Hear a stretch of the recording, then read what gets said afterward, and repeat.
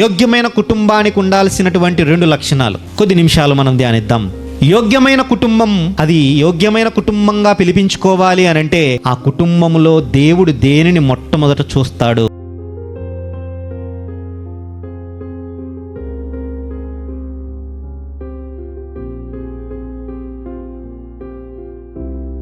ఒక యోగ్యమైన కుటుంబంగా, దేవుడు ఆశీర్వదించేటటువంటి కుటుంబంగా మన కుటుంబాలు ఉన్నాయా?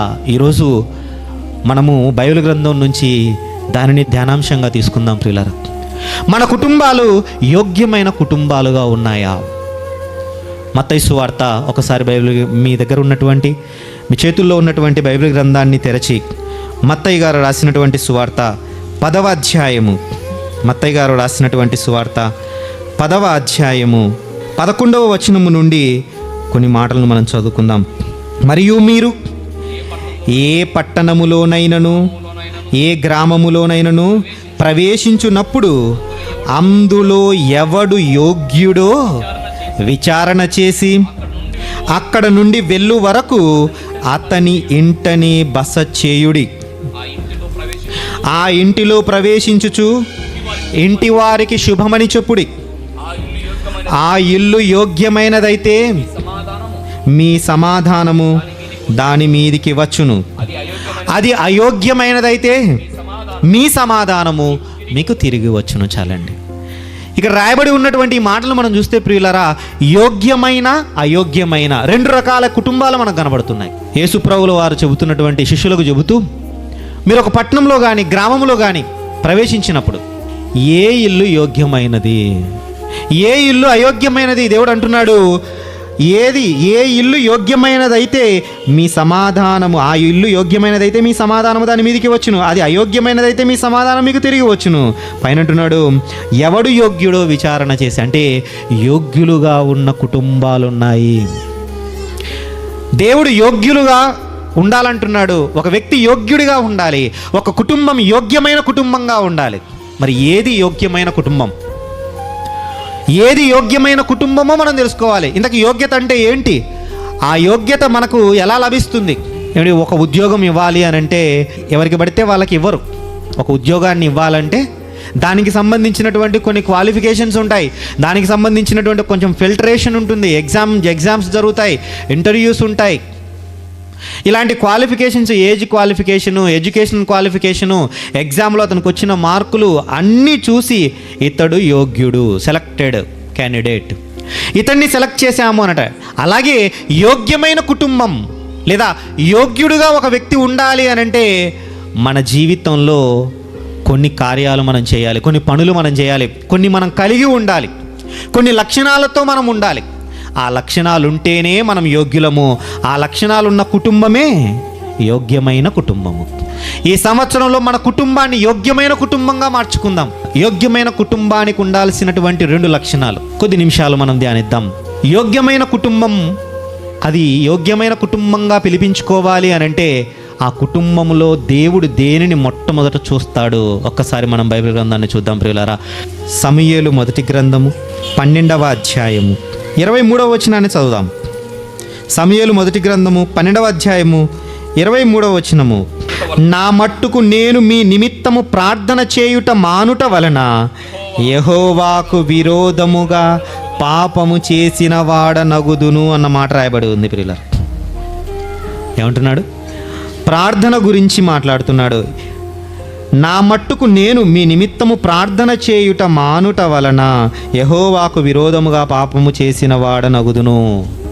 అంటే ఒక వ్యక్తి పాపం చేయాలి అని అంటే అబద్ధం ఆడితేనే పాపం కాదట, హత్య చేస్తేనే పాపం కాదట. ఒక వ్యక్తి పాపం చేయాలి అని అంటే తప్పుడు పనులు చేస్తేనే పాపం కాదట. కేవలం అవి చేస్తేనే పాపం, నేనేం పాపం చేశాను అంటుంటారు చాలామంది. దేవునికి ప్రార్థన చేయకపోవుట కూడా పాపమే. ఈరోజు మన కుటుంబాలలో, మన వ్యక్తిగత జీవితంలో, మన కుటుంబాలలో ప్రార్థన ఉందా? ఏ వ్యక్తి యొక్క కుటుంబంలో ప్రార్థన లేదో ఆ వ్యక్తి పాపము చేస్తున్నట్టు, ఆ కుటుంబం పాపమయమైన కుటుంబమైనట్టు, యోగ్యమైన కుటుంబం కాదది. ఈరోజు మన వ్యక్తిగత జీవితంలో మనం ప్రార్థన చేసుకుంటున్నామా? చాలా దురదృష్టకరమైనటువంటి విషయం ఏంటంటే ప్రియులరా, దేవుడు దయచేసిన ఆహారం తినేటప్పుడు కూడా చాలామంది ప్రార్థన చేసుకొని తినరు. ఆబర తొందరగా కంచంలోకి వచ్చింది, వెంటనే ఆ వేడివేడిగా ఆ యొక్క వాసనలు అవన్నీ చూసేసరికి ఎవ్వరు కనపడరు, చేసిన వాళ్ళు కనపడరు. కొంతమంది అయితే ఇంట్లో ఉన్నటువంటి భర్తలు కనీసం చేసినటువంటి భార్యకు బాగుంది అని కూడా చెప్పరండి. బాగా చేసావు, మంచిగా ఉంది అని చెప్పరు. కంచంలోకి వచ్చింది తినేసేయాలంతే, పదార్థాలన్నీ కనపడ్డాయి. కానీ దేవుడు బైబిల్ గ్రంథంలో ఏమన్నాడంటే, ప్రార్థన చేసుకోకుండా భోజనం చేయకూడదు ప్రియులరా. మన జీవితంలో మనం ఎక్కువ సార్లు ప్రార్థనలోనే గడుపుతూ ఉండాలి. ఉదయం లేచినది మొదలుకొని రాత్రి పడుకునేంత వరకు, నిద్రకు ఉపక్రమించేంత వరకు, నిద్ర లేచినది మొదలుకొని నిద్రపోయేంత వరకు ప్రార్థనా జీవితం మన జీవితంలో ఒక దినచర్య అయిపోవాలి.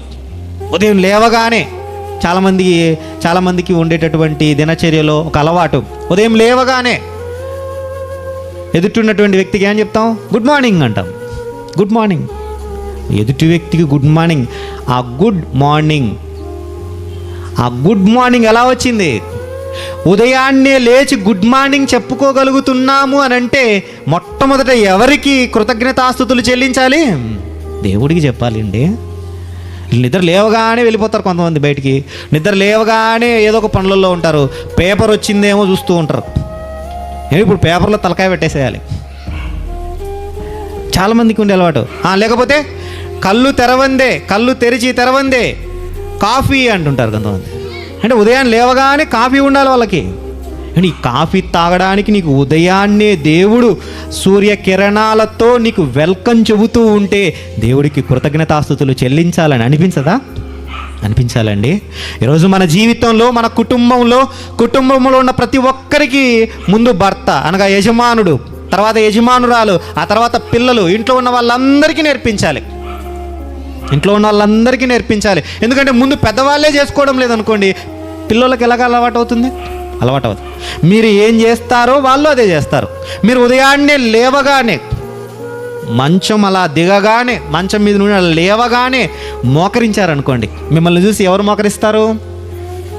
వెంటనే నీ ఇంట్లో ఉన్న కుమారుడు, నీ ఇంట్లో ఉన్న కుమార్తె, నీ భార్య, నీ పిల్లలు అందరూ మోకరిస్తారు, అలవాటు చేసుకుంటారు. ఒకరోజు చూస్తారు, రెండో రోజు చూస్తారు. అంటే మా నాన్న ఉదయం లేవగానే ప్రార్థన చేసుకుంటున్నాడు.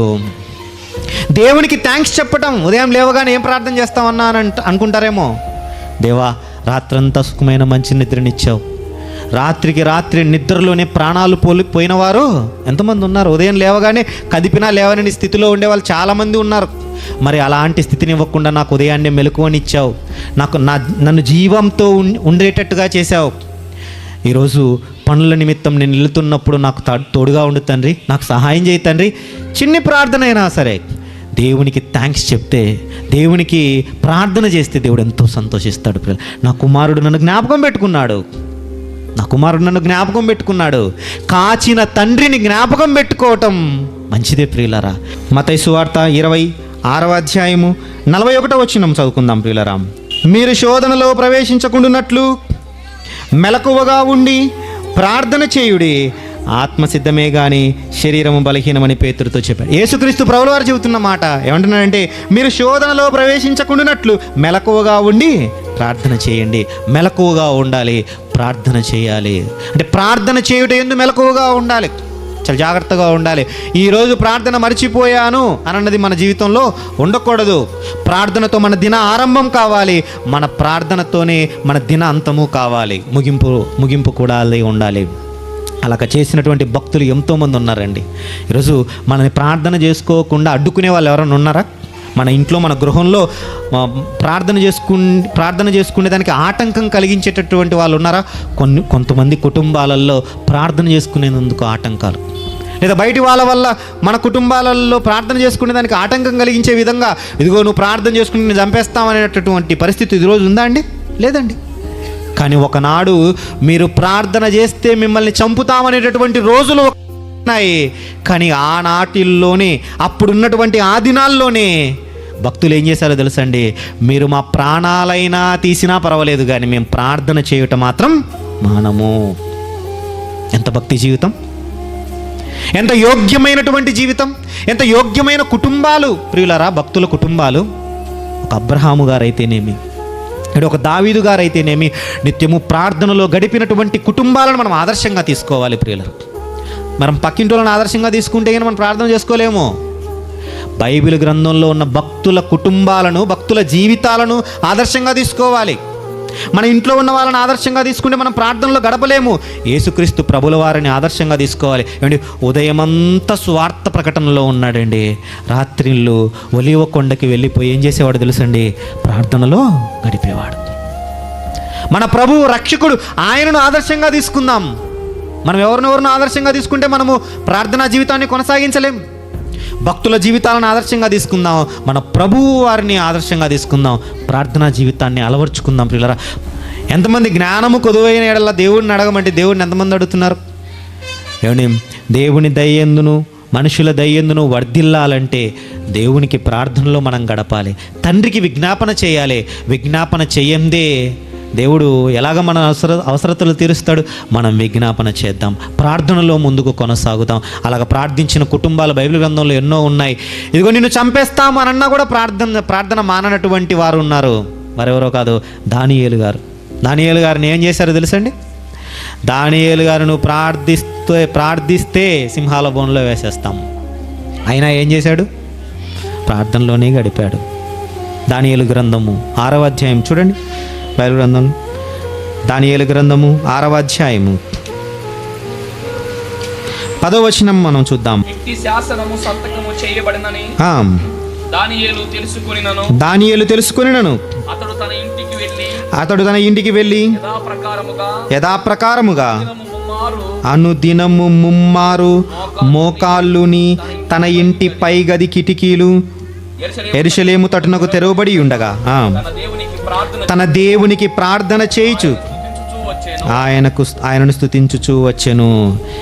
ఎవరైతే ఏ దేవుణ్ణైనా సరే ప్రార్థన చేస్తే ఖచ్చితంగా అతడు సింహాల గుహలో పడద్రోయబడునని ఒక శాసనం పుట్టింది, ఒక చట్టం చేయబడింది. ఇలాంటి పరిస్థితి ఇప్పుడు ఉందా? లేదు కదా. మనం ప్రార్థన చేసుకోవడానికి అవకాశం ఉంది, మంచి అవకాశం ఉంది, సదవకాశం ఉంది. కానీ ఒకానొక రోజు రాబోతుంది, ప్రార్థన చేసుకోవడానికి కూడా అవకాశం లేని రోజులు రాబోతున్నాయి. మరి అలాంటప్పుడు ఏం చేస్తాం? మన భక్తి జీవితం ఇప్పుడే సరిలేదే, మరి ముందున్న రోజుల్లో ఎలా ఉండగలం?